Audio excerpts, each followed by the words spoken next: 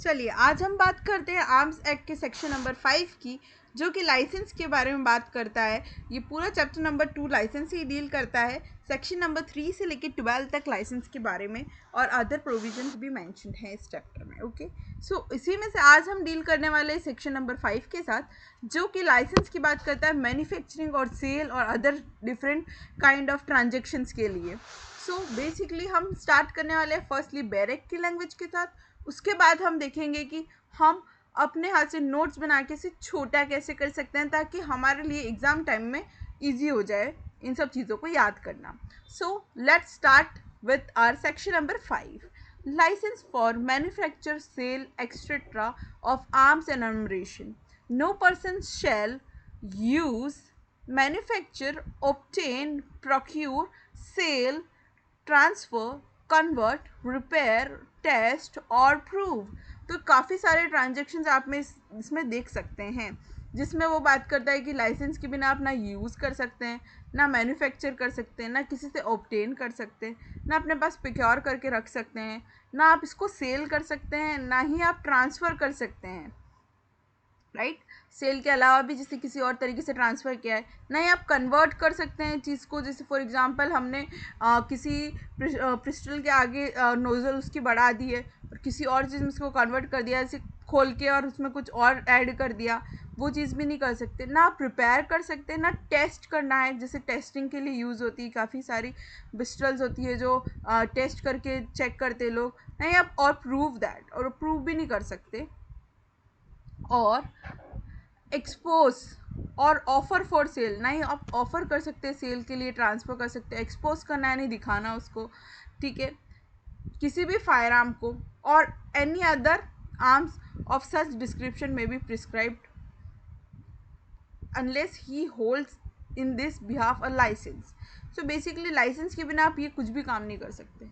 Section number 5 का general rule ये कह रहा है, जिसमें कि काफ़ी सारे आप देख सकते हैं कि अलग अलग मेथड्स दिए गए, use, manufacture, procure, sale, transfer, एक होलसम सेक्शन कह सकते हैं इसमें। और आपको एक चीज़ बता दूँ, ये जो मैन्युफैक्चर, ऑब्टेन और प्रोक्योर है, ये 2019 के अमेंडमेंट के थ्रू ऐड किया गया था। ओके, तो ऐसा आप कुछ भी नहीं कर सकते हैं विदाउट लाइसेंस। बट अब आते हैं हम ट्विस्ट पे, जो कि है सेक्शन 5 के सबसेक्शन 2 में। ये क्या कहता है, a person without licence notwithstanding anything content in subsection 1, कुछ भी सबसेक्शन 1 में दिया है उसके अलावा ही बात करेगा सबसेक्शन 2, ठीक है। अ पर्सन में without holding a licence in this behalf, जो पर्सन जिसके पास लाइसेंस नहीं है, ठीक है, अ पर्सन विदाउट लाइसेंस, ठीक है, सेल और ट्रांसफर एनी एनम्बरेशन और arm which he lawfully possesses in his own private use to another, ठीक है, जो वो बेसिकली उसके पास लाइसेंस नहीं है उसको सेल करने का, ट्रांसफ़र करने का, ठीक है, बट वो उस आर्म या एनम्बरेशन को सेल और ट्रांसफ़र कर सकता है। फर्स्ट क्या बोलता था, नहीं कर सकता है, सेकंड बोल रहा है कर सकता है, तो कन्फ्यूजन है। सो अब देखते हैं, पूरे प्रोविजन को पढ़ते हैं हम, किस कंडीशन में कर सकता है, किसको कर सकता है। जब वो जो आर्म या एनम्बरेशन है वो उसका लाइसेंस डीलर नहीं है, मतलब डीलर नहीं है बेसिकली, राइट, या फिर आप कह सकते हो उसका मैन्युफैक्चरर नहीं है, बट उसको अपने प्राइवेट यूज़ के लिए उसने लॉफुली प्रोजेस किया था, बेसिकली उसके पास पोजेशन का लाइसेंस है, जो कि सेक्शन नंबर 3 जिसकी बात करता है, राइट, वो उसके पास है। तो वो प्राइवेट यूज़ के लिए अब उसने वो पिस्टल लिए, सपोज़ मैंने अपने प्राइवेट यूज़ के लिए एक पिस्टल ख़रीद रखी है, ठीक है, मेरे पास उसको पोजेस करने का लाइसेंस है, मतलब उसको रखने का लाइसेंस है। तो उस केस में क्या मैं उसे किसी और को दे सकती हूँ, सेल कर सकती हूँ? जी हाँ, मैं कर सकती हूँ। किसी ऐसे पर्सन को सेल करना पड़ेगा जो इस लॉ के थ्रू एंटाइटल्ड है by to another person who is entitled by virtue of this act और any other law for time being in force और is not prohibited by this act, ठीक है। अब अगर हम नॉट प्रोहिबिटेड की बात करते हैं तो कुछ कंडीशंस दी गई हैं सेक्शन 9 में, राइट, जिसमें वो बात करता है कि इन कंडीशंस में पर्सन प्रोहिबिटेड है। फॉर एग्जांपल, अगर पर्सन 21 ईयर्स से कम है, राइट, अनसाउंड माइंड है, और भी काफ़ी सारे रीजंस है कि वो कन्विक्टेड है किसी हीनियस ऑफेंस में, राइट, सस्पिशन के केस में भी है, तो उस केस में उसको लाइसेंस शुदा पिस्टल भी नहीं मिलती है, राइट, वो प्रोहिबिटेड है। या फिर इस एक्ट के थ्रू एंटाइटल है उन लोगों को ही आप अपनी पिस्टल या फिर कोई भी और पिस्टल, मैं एज एग्जांपल ले रही हूँ, या फिर कोई भी आर्म और एम्युनिशन ट्रांसफर और सेल कर सकते हैं इवन विदाउट लाइसेंस। ये इसका प्रोविजन पार्ट कह सकते हो आप। सबसेक्शन 1 का प्रोविजन सबसेक्शन 2 बन गया है, ये आप कह सकते हैं। अब देखिए सबसेक्शन 2 का भी प्रोविजो है, तो ये एक तरीके से एक जनरल रूल हो गया, कह सकते हैं प्रोविजो का भी प्रोविजो जनरल रूल कंसिडर करा जाता है काफ़ी बार। आइए पढ़ते हैं उसको। Provided that no firearm or ammunition in respect of which a license is required under section 3 or no arm in respect of which a license is required under section 4. section 3 बात कर रहा है एक्विजिशन, पोजेशन और भी कई transaction, sale, import, export firearms का। Section 4 बात करता है स्पेसिफिक एरिया में स्पेसिफिक स्पेसिफिक आर्म को लाइसेंस से ही दिया जाना, बेसिकली प्रोहिबिट कर रहा है उसका जनरल सेल को विदाउट लाइसेंस वाले को, ठीक है, जो वो भी इस कंडीशन में जब ये बहुत ही नेसेसरी और पब्लिक इंटरेस्ट में एक्सपीडिट हो गया है उस केस में, ठीक है। शैल बी सो सोल्ड और transferred by any person unless, इस जो सेक्शन 3 और 4 के जो फायर आर्म्स होते हैं ना, आर्म्स होते हैं, उनका ट्रांसफ़र या सोल आप सिर्फ इसी कंडीशन में कर सकते हो कि ही हैज़ इन्फॉर्म्ड, राइटिंग में आपको इन्फॉर्म करना है डिस्ट्रिक्ट मजिस्ट्रेट को जिसके पास जुरिस्डिक्शन है। जुरिस्डिक्शन के बिना आप नहीं कर पाएंगे। बेसिकली ये क्या कह रहा है कि अगर सेक्शन 3 या सेक्शन 4 के जो फायर आर्म या आर्म्स हैं उनका अगर आपको सेल या ट्रांसफ़र करना है तो आपको रिटन में अपने जो डीएम है, जो आपके एरिया के डीएम है, उनको इन्फॉर्म करना रहेगा। अगर डीएम नहीं है सपोज उस टाइम, तो आप किसको करेंगे, ऑफिसर इंचार्ज को इन्फॉर्म करेंगे, ठीक है, किसके बारे में कि मैं इसको सेल कर रहा हूँ या इस पिस्टल को ट्रांसफ़र कर रहा हूँ, और जिसको आप ट्रांसफ़र कर रहे हो उसका नाम और एड्रेस भी देंगे, उसकी डिटेल भी देंगे।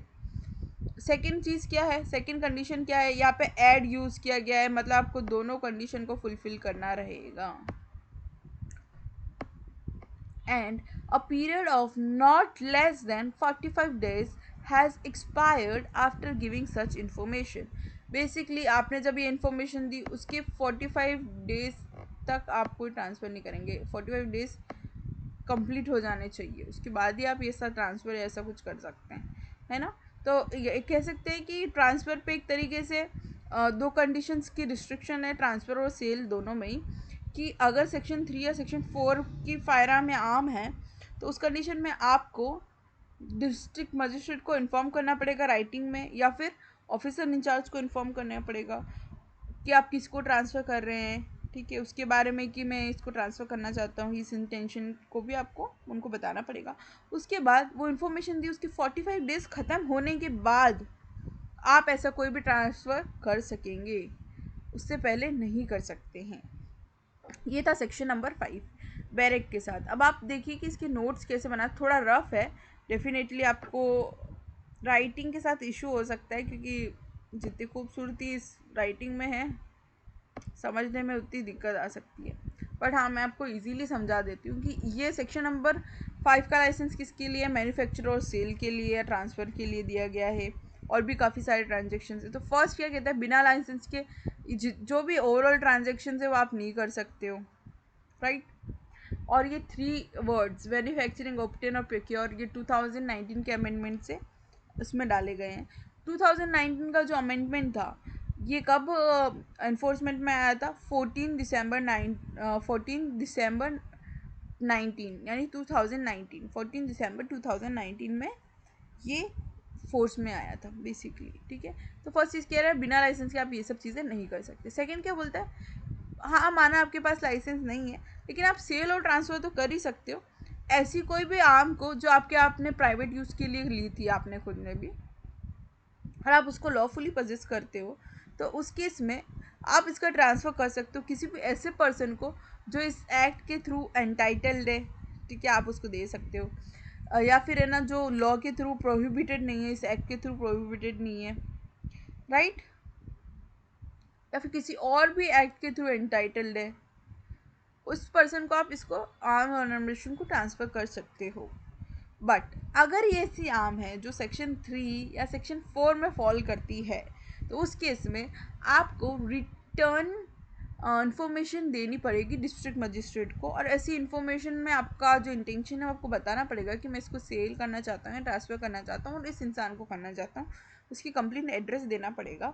और इस इंफॉर्मेशन को देने के 40 डेज़ कंप्लीट होने के बाद ही आप ट्रांसफ़र कर सकते हैं। दोनों कंडीशन साथ में अप्लाई होती हैं।